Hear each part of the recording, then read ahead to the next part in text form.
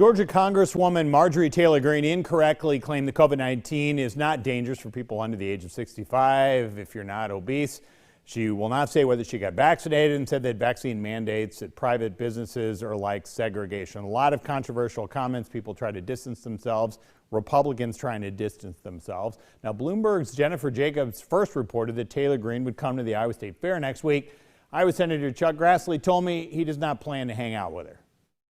I won't be walking around with her. On the other hand, the fair's open to anybody. As far as I know, I don't think we have any rules against anybody not coming.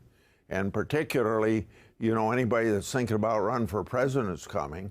But I wouldn't be walking around with her. On the other hand, if you're asking me about other people that come, it depends on if they're going to be there when I'm there. Because I usually go 2 days. That's my plan now. If we get done here next week, I want to be at the fair the first 2 days.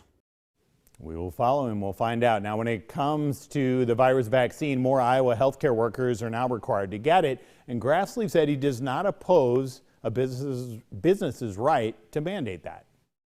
Without a doubt, they have a right to mandate, and it would be wrong for me to question what they think is the best for their business or their employees. And by the way, the courts have backed that up in some recent decisions that a private sector employee can do that. So that's why I say it'd be wrong for me to question what they do. Even if the court didn't rule that way, it might be wrong for me to question what a private business can do.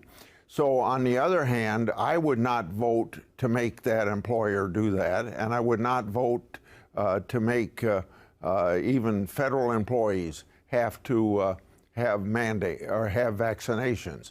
On the other hand, I want everybody to know that I know vaccinations work and people ought to get vaccinated. And I have been vaccinated, not as early as a lot of my colleagues because I had COVID in November and I had some antibodies. So I didn't get it until later, but I would say everybody should get vaccinated.